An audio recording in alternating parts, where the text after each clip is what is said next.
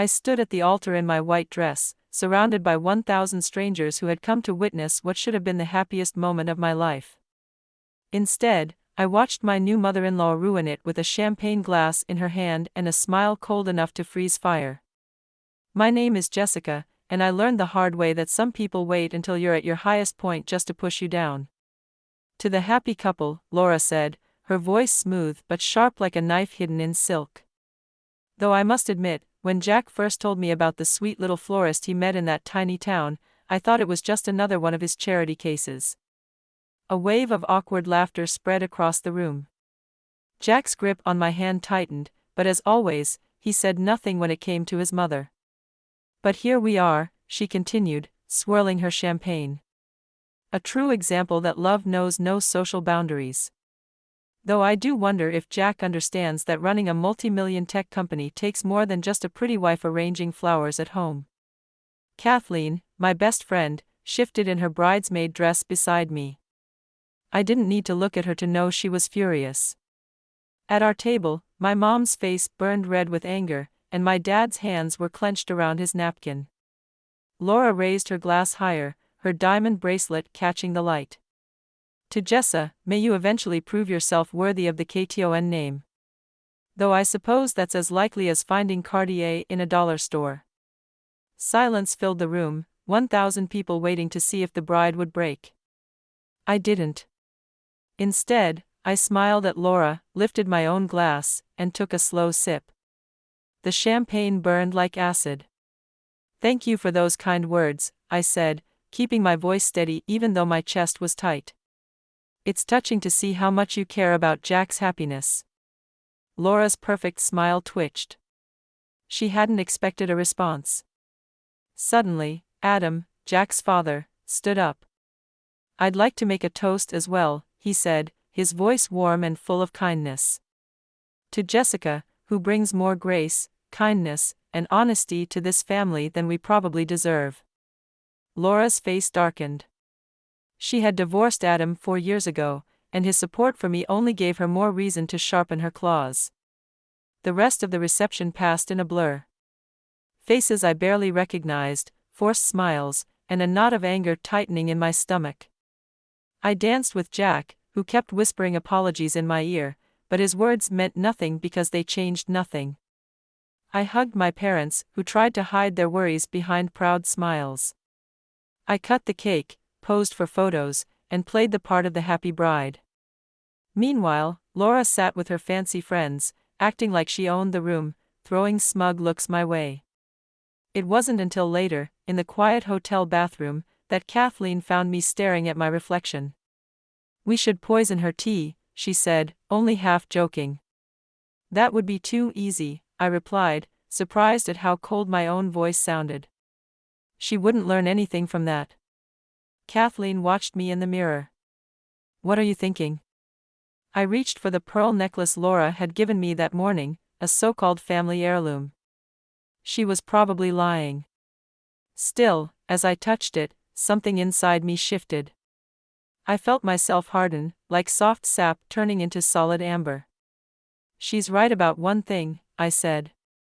Social status doesn't matter anymore. And being worthy of the KTON name doesn't matter either. But she's wrong about everything else, and I'm going to prove it. Kathleen's voice held a hint of warning. Jessica. Don't worry, I said with a smile. But this smile felt different than any I had worn before. I'm not going to do anything crazy. I'm just going to give Laura exactly what she wants, a daughter-in-law who learns how to play her game. And then I'm going to play it better than she ever has. The music from the reception drifted through the walls, but it felt distant, like it belonged to someone else. In a way, it did, because the Jessica who walked down the aisle this morning had died somewhere between Laura's first toast and her last smirk. And I had a feeling Laura would soon wish she had left her buried. The honeymoon lasted exactly 4 days before Laura made her first move. I was arranging peonies in our new kitchen when Jack's phone buzzed, a message from her. She had booked a private dinner for us at LeBlanc, the most exclusive restaurant in KTON. We should go, Jack said, tapping his fingers against the marble counter. She's trying, Jessica. I cut through a flower stem harder than I needed to. Like she tried with the wedding. The silence that followed was heavy with everything he wouldn't say. I watched him adjust his tie, a nervous habit he had picked up from his father. I wondered if he realized how much he looked like Adam when he was uncomfortable. LeBlanc was all glass, candles, and whispered conversations, the kind of place where KTON's elite made quiet deals over expensive wine. Laura sat like a queen, commanding the room without even trying. Her dress probably cost more than my parents' monthly mortgage.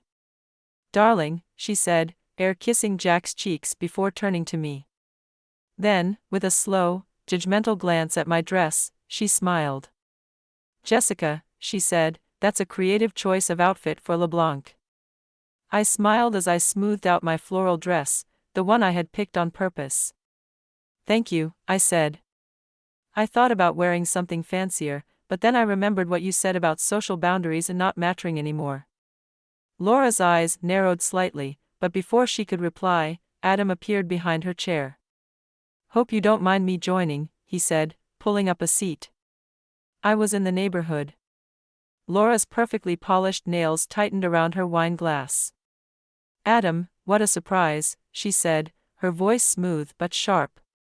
"I wasn't aware you still dined at LeBlanc after the incident." "Oh, they forgave me for that little scene you caused during the divorce," he replied easily.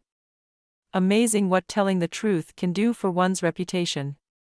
I watched them like a tennis match, noting how Laura's jaw tensed at the word truth. There was history here, buried under years of polite cruelty. "Speaking of reputations," Laura said, turning to me. "I heard something interesting about your flower shop. Apparently, you had some trouble with the health department last year." Jack's head shot up. "Mother." "Oh, I cut in smoothly. A competitor filed a false complaint. It was cleared up quickly, though. The timing was interesting, right after I started dating Jack, wasn't it?" Laura's smile stayed in place, but something shifted in her eyes, maybe recognition, maybe warning. "How unfortunate," she said lightly. "One must always be careful with these things. Reputation is everything in Kimberton, don't you agree?" Adam replied, "Depends on whose version of the truth you're believing." And I noticed how Laura's hand trembled slightly as she reached for her wine. The rest of dinner was a quiet battle. Every compliment Laura gave had a hidden insult, every question felt like an accusation. But it was as we were leaving that I saw something that truly changed how I saw her. "Tyler asked about you," Adam said to Laura as we gathered our coats. "He's doing better in rehab this time." For the first time, Laura's perfect mask cracked. "I told you never to mention his name to me," she hissed. "He's still your son." "He's nothing to me," she snapped, then just as quickly, she smoothed her expression, glancing around to make sure no one had heard. "Jack, darling, don't forget about the charity gala next week," she said sweetly, as if nothing had happened. Then, turning to me, she added, "Jessica, do try to wear something appropriate." As we walked to the car, I caught Adam watching Laura's retreating figure.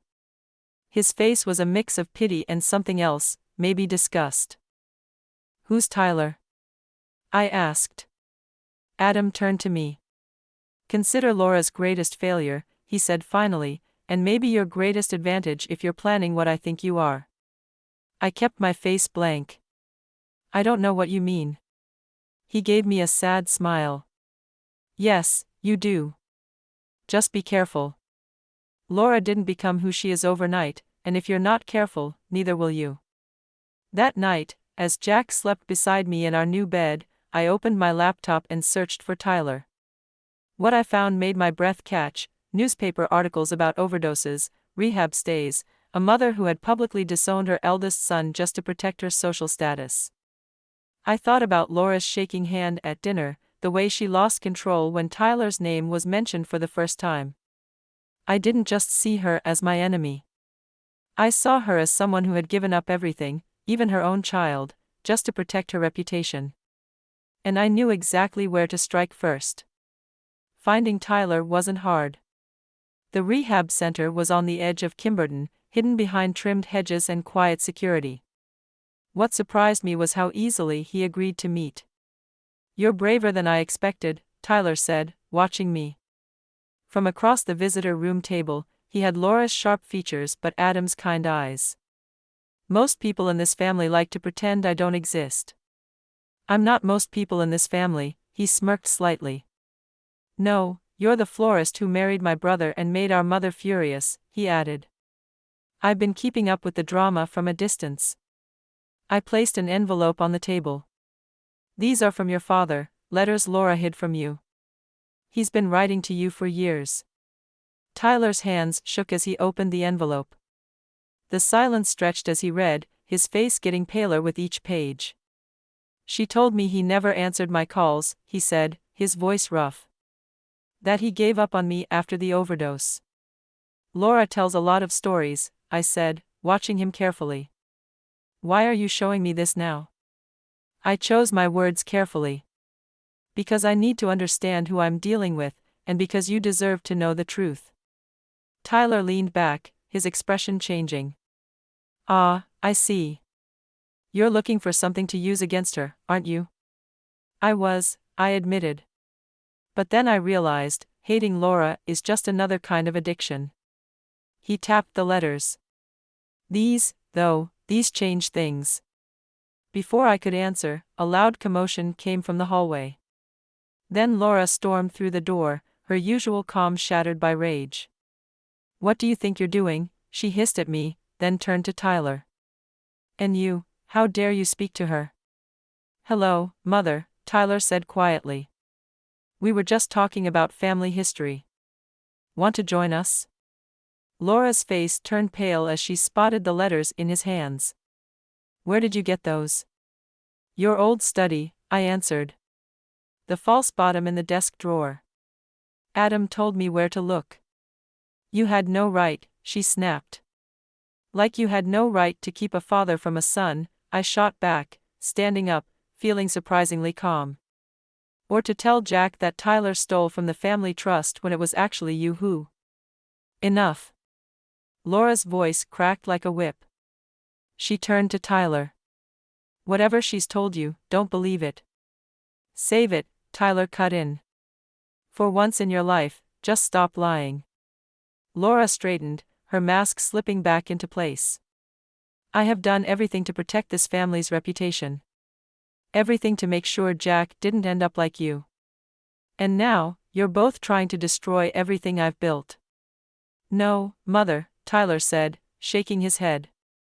"You're doing that all on your own." A nurse appeared in the doorway. "Is everything all right?"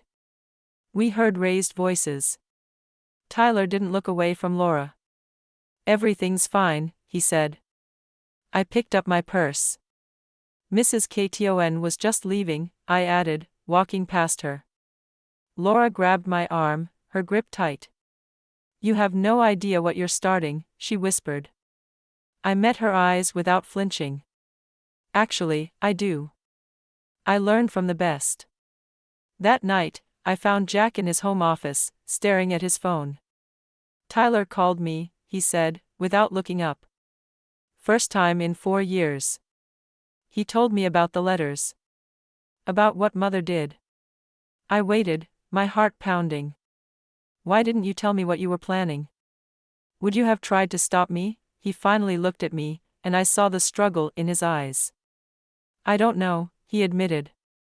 "But I deserved to know the truth about my brother. Like I deserved a mother-in-law who didn't try to ruin my wedding." Jack flinched. "Jessica, your mother has been playing this game for decades, lying, manipulating, destroying anyone who gets in her way.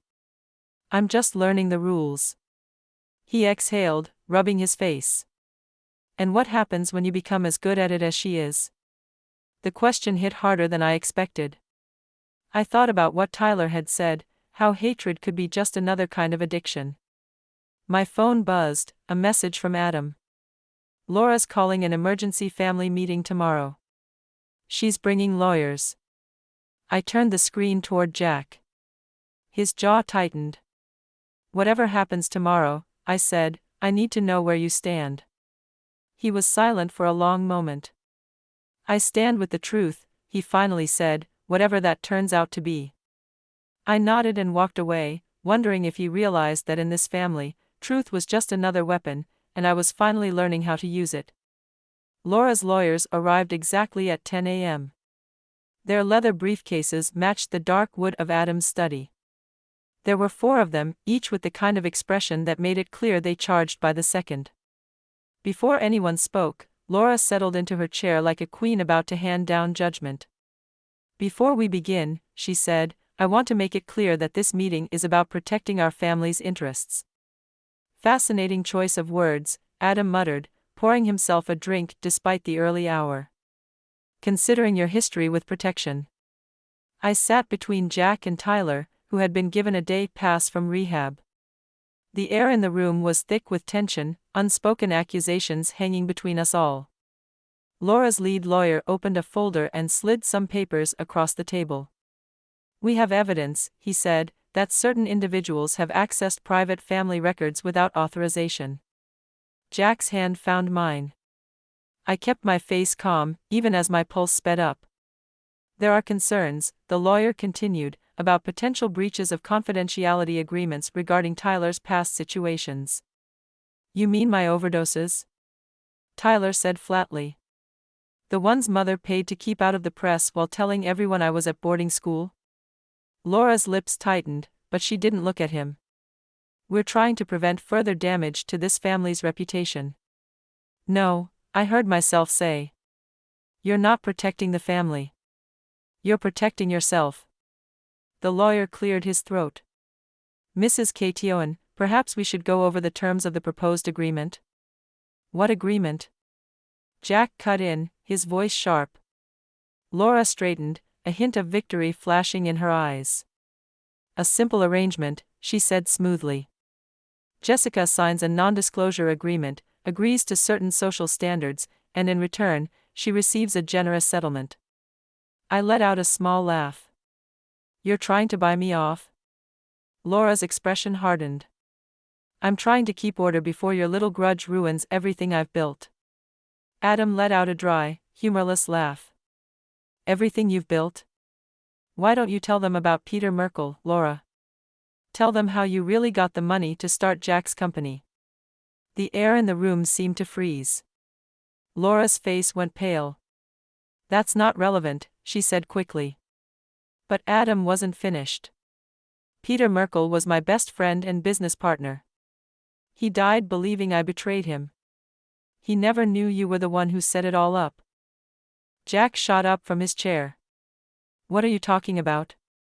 Adam turned to him. "Your mother needed startup money for your tech company. Peter refused to invest unless I was involved. So Laura made sure that never happened. She forged documents, ruined friendships, and made sure you got your success story, all while destroying mine." The lawyer shifted uncomfortably. Laura's hand shook slightly as she reached for her water glass. "Everything I did," she whispered, "was for this family." "No," Tyler said coldly. "Everything you did was about control." I watched her carefully, noticing a tiny crack in her mask. And for the first time, I felt something strange, recognition. How many times had I justified my own actions in the same way? The lead lawyer cleared his throat again. "The agreement includes provisions for—" "I don't want your money," I cut him off. "And I don't want to stay silent. I want the truth." Laura's eyes met mine, and for the first time, I saw real fear in them. "You have no idea what truth costs in our world," she said quietly. I lifted my chin. "Then teach me. Tell them about Tyler's trust fund, about Peter Merkel, about every lie you've told to keep your perfect image." The silence stretched tight and heavy. Jack looked between me and his mother, torn between the two sides of his life. Laura's voice softened. "If you do this, there's no going back for any of us."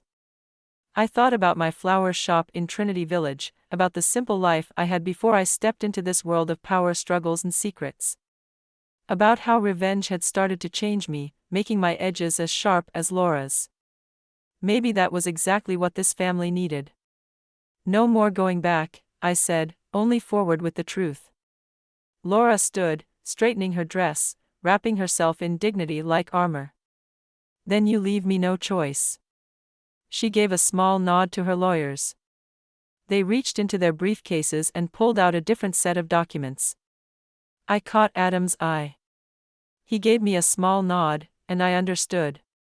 This was the moment he had warned me about, the moment when Laura would finally show her true self, not just to me but to everyone she claimed to protect.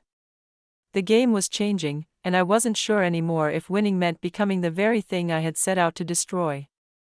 The KTON Country Club's annual charity gala buzzed with whispers as I walked in on Jack's arm. 4 months of careful planning had led to this moment. Across the room, Laura stood in the center of her usual circle, her practiced smile in place. But I noticed how her eyes kept flicking toward the entrance. She was waiting for Tyler. Are you sure about this? Jack whispered, his hand tense on my back. I smiled at a passing socialite. Ask your mother that question. Above the stage, a large banner read, the Peter Merkel Memorial Foundation. I had personally requested it when I joined the event committee. Laura had fought against it, of course, but Adam's influence still carried weight.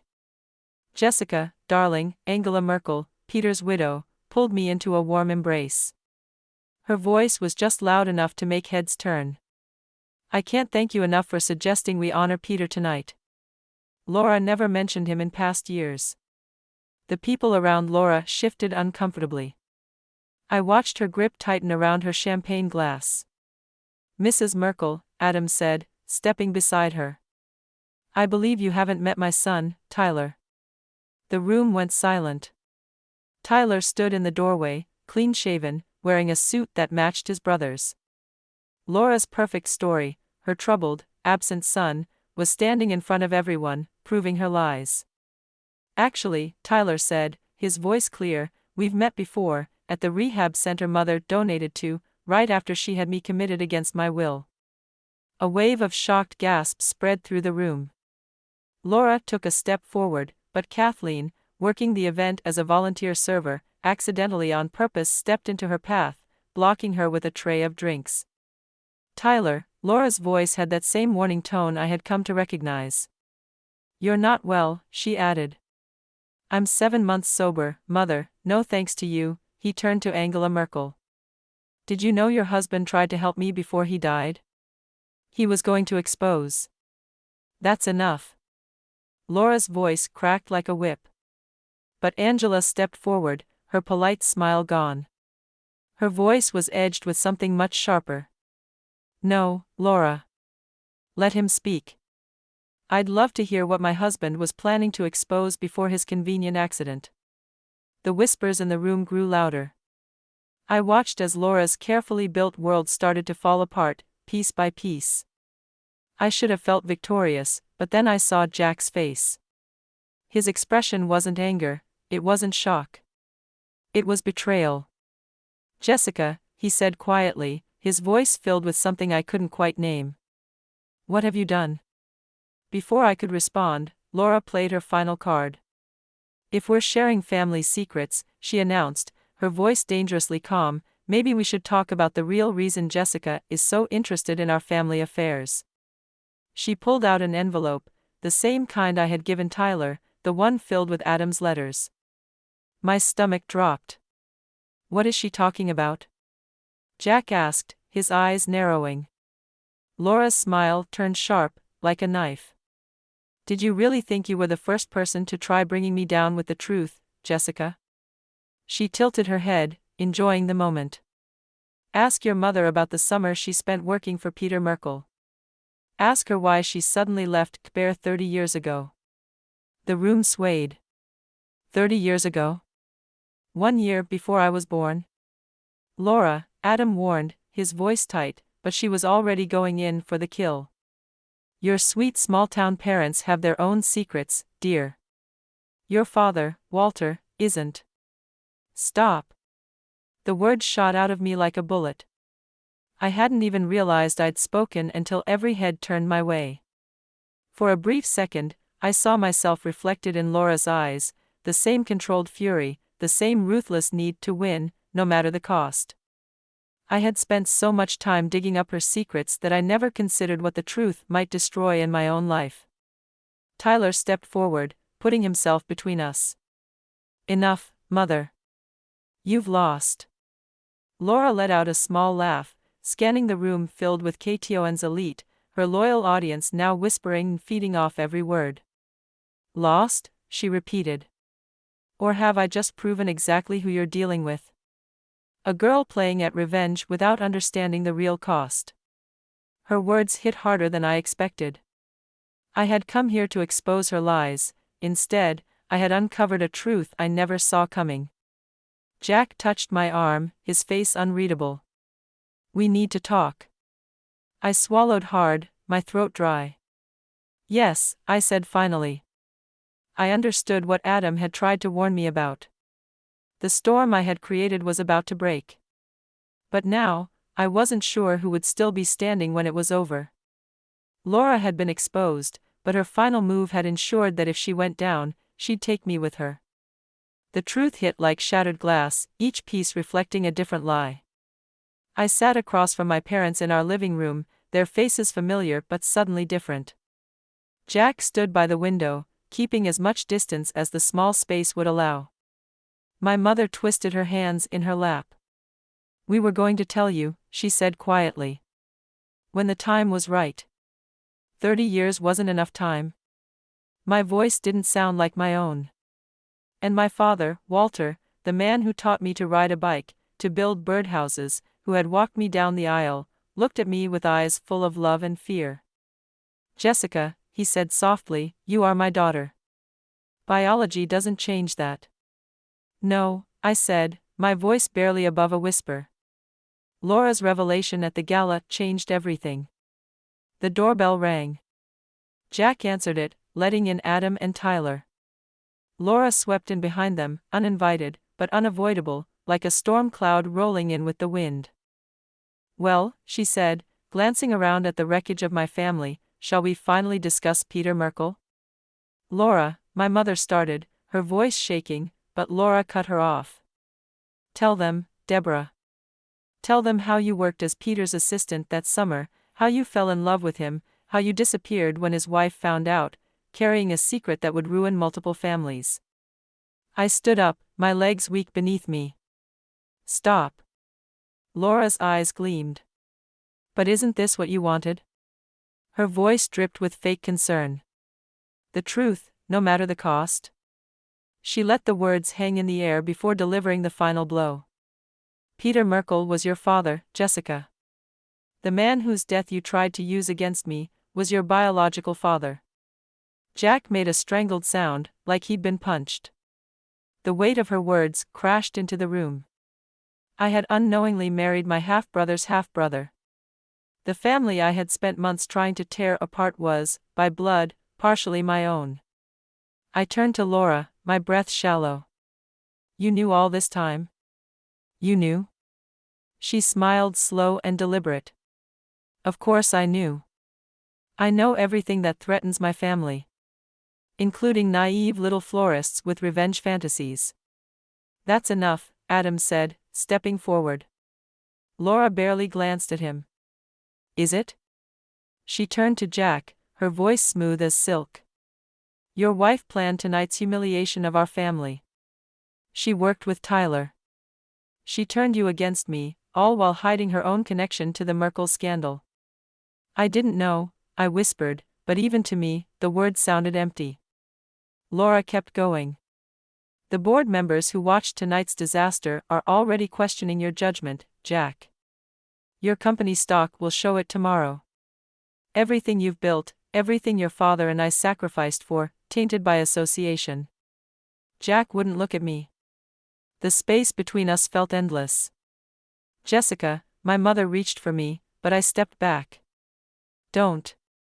The room was spinning. I can't. I turned and ran. I fled to the garden, the only place that still made sense. The flowers I had planted, the earth I had shaped with my own hands. It was the one thing Laura hadn't touched. But even here, her shadow followed. "You understand now, don't you?" she said, calm as ever. "How truth is just another weapon," she said softly. "And weapons don't care who they hurt." For the first time, I really saw her. "Did you kill him?" I asked. "Peter Merkel. Did you have him killed?" Laura tilted her head slightly. "Does it matter?" I swallowed hard. "The man you tried to avenge," she continued, "was just as flawed as the woman you tried to destroy." She took a step closer. "We're more alike than you think, Jessica. Both willing to burn everything down for what we believe is right." "I'm nothing like you," I said. Laura gave a small, knowing smile. "No?" She gestured toward the house. "Look at what your quest for justice has cost you. Your marriage, your family, your entire identity." She leaned in just slightly. "Just like I sacrificed everything to protect mine, what I built." The worst part was, she was right. I had been so focused on exposing Laura's lies, I hadn't stopped to think about the cost: Jack's company, Tyler's recovery, my parents' marriage. I had risked everything for revenge. Laura turned to leave, then paused at the doorway. "There's still a way to fix this." I looked at her, unsure if I wanted to hear what she had to say. "Sign the papers my lawyers prepared," she continued. "Agree to a quiet divorce, take the settlement, go back to your little town, let your husband and his company recover from this scandal." I lifted my chin. "And if I don't?" Her smile was cold. "Then I'll make sure the full story comes out. Every detail about Peter Merkel, your mother's affair, the truth about your marriage." Her voice dropped lower, but the threat was razor sharp. "I'll burn down everything you love, just like you tried to burn down everything I built." She walked away, leaving me standing there among the flowers that no longer felt like home. Through the window, I saw Jack talking to his lawyer, my mother crying in my father's arms, Tyler watching it all, his eyes filled with ghosts. I had set out to reveal who Laura really was. Instead, I had become her. The night air carried the scent of roses, the same flowers I had arranged for my wedding, back when I believed love was stronger than revenge. I had never been more wrong. Angela Merkel's private study felt like a tomb, filled with ghosts of secrets buried long ago. She placed a leather-bound journal on the desk between us, her hands steady despite what we were about to do. "Peter kept records of everything," she said, "including the real reason Laura rose to power." Laura sat across from us, her lawyer hovering nervously at her side. Jack and Tyler stood by the doorway. Adam stood behind his ex-wife's chair, a silent reminder of everything she had already lost. Laura's lawyer cleared his throat. "This is harassment." She silenced him with a wave of her hand. "Let them play their final card," she said smoothly, then her gaze locked onto mine. "Though I wonder, Jessica, are you prepared for what this means for your mother?" I thought of my mother at home, my father Walter, the man who had chosen to love me even after knowing the truth. I met Laura's eyes. "This isn't about my mother anymore." Angela opened the journal. "Peter discovered something," she said. "Irregularities in the company finances. Money being funneled through shell corporations, all leading back to one person." Laura's expression didn't change, but I heard the shift in her voice. "Careful," she warned. "You're treading dangerous ground." Angela didn't stop. The night before his accident, Peter called Adam. He had evidence of fraud, embezzlement, and something far worse. Laura laughed, but there was no real humor in it. "And you waited all these years to bring this up?" Angela met her gaze without blinking. "I waited," she said, "until someone was brave enough to stand up to you." She glanced at me. "Or stupid enough." I swallowed hard. "Show them," I spoke softly. "Show me." Angela turned the journal around.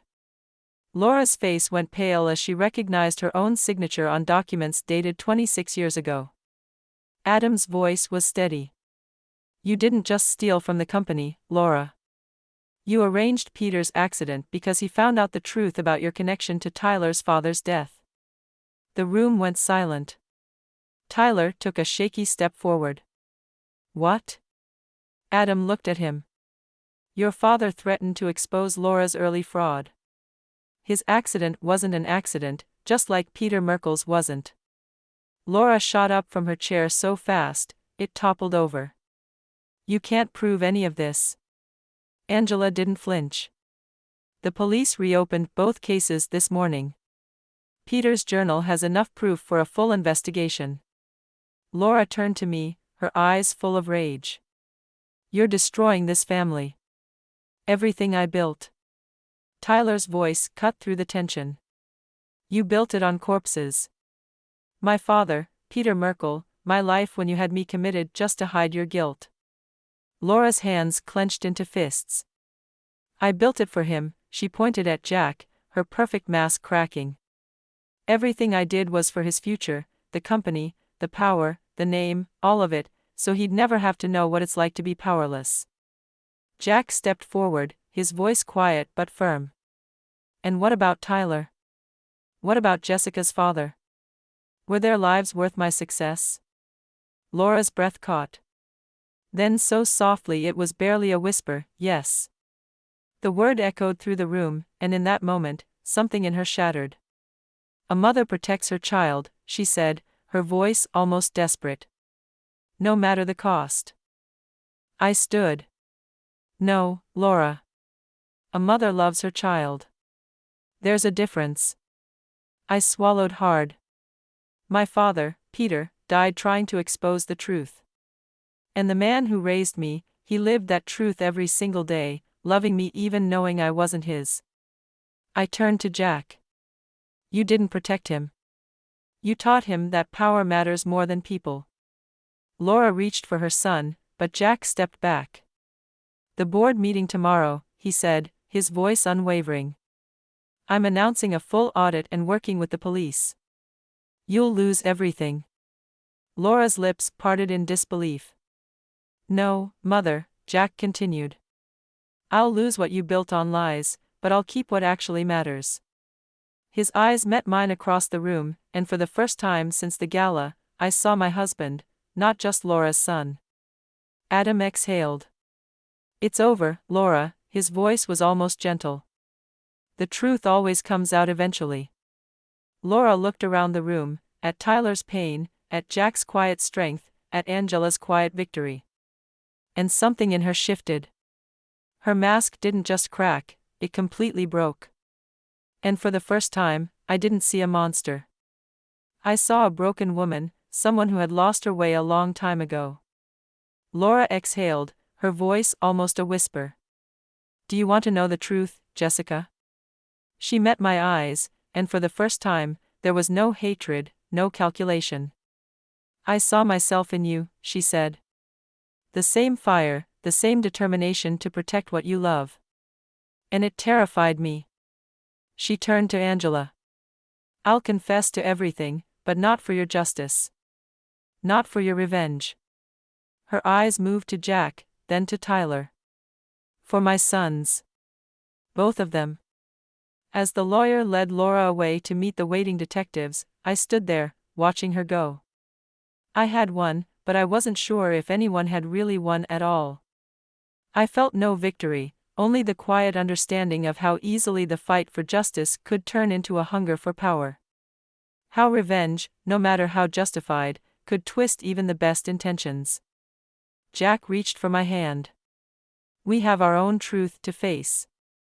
Yes, I said, thinking of all the broken pieces we now had to either mend or leave behind. We do. The war was over, but the real work, healing, was only just beginning. The prison visiting rooms smelled like disinfectant and regret.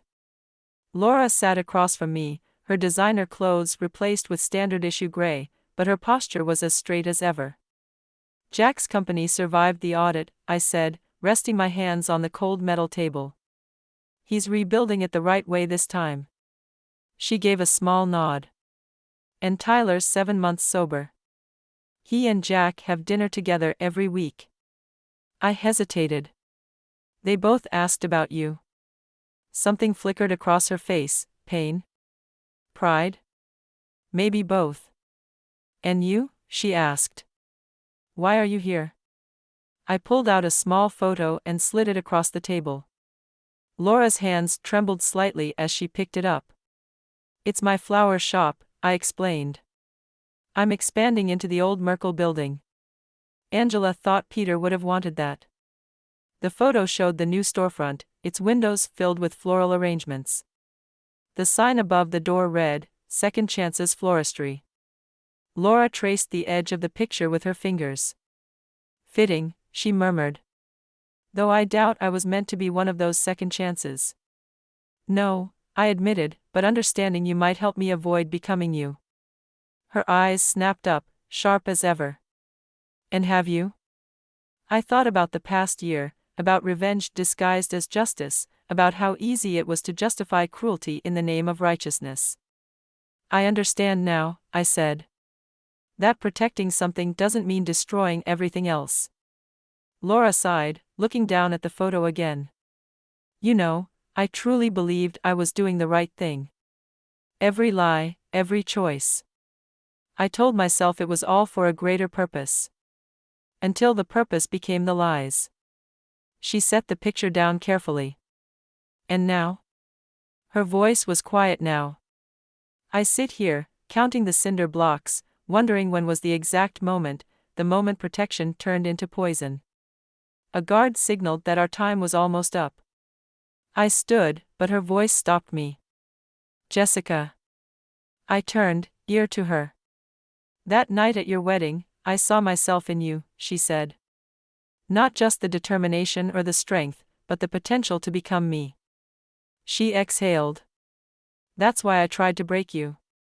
I met her eyes. I know. That's why I had to break you back.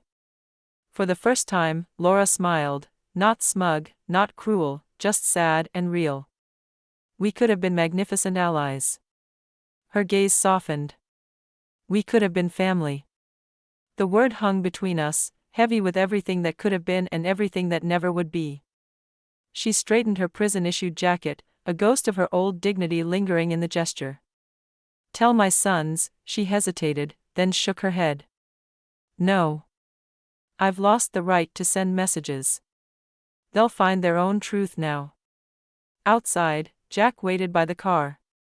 He didn't ask about the visit, and I didn't ask about his weekly phone calls to the prison, the ones he thought I didn't know about. Some wounds heal in silence. Some truths don't need to be spoken. At home, the roses were still blooming. And for the first time in a long time, I let myself breathe. I found Kathleen arranging flowers in the kitchen. Your parents are in the garden, she said. Walter's building that new trellis. Through the window, I watched as my father, because that's what he would always be, showed my mother how to secure a climbing rose. Their love had survived the weight of the truth and come out stronger. Some foundations, I had learned, were built on more than just blood. The doorbell rang. Tyler stood on the porch, holding up a small chip that gleamed in the light. 7 months sober, he said. Thought you might want to see this. Because I helped with your recovery? I asked. Or because I helped bring down your mother's? He shrugged. Both. Neither. Maybe because you showed me there's a difference between justice and revenge. He rolled the tip between his fingers. Though I'm still figuring out where that line is. Let me know when you do, I said. I'm still looking for it myself. That evening, Jack and I walked through the garden. I stopped beside the rose bushes I had planted after Laura's arrest. White petals streaked with crimson at their centers, beautiful, complicated things that had thrived in the aftermath of destruction. Jack touched a petal. Sometimes I wonder, he murmured, if we're just echoes of our parents' choices.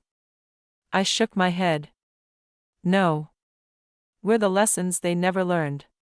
He took my hand, and together, we stood among the roses, witnesses to both vengeance and redemption. Somewhere in Kationne, Angela Merkel was probably reading her husband's journal again. And in a prison cell, Laura was counting her regrets. But here, in this garden, I was learning something new. The hardest truth wasn't about revenge or justice. It was about how victory could sometimes feel like loss. How revenge could hollow out the heart that carried it. And how forgiveness, real forgiveness, was the hardest bloom to grow. But I had time. And unlike Laura, I had finally learned the difference between planting something and destroying it.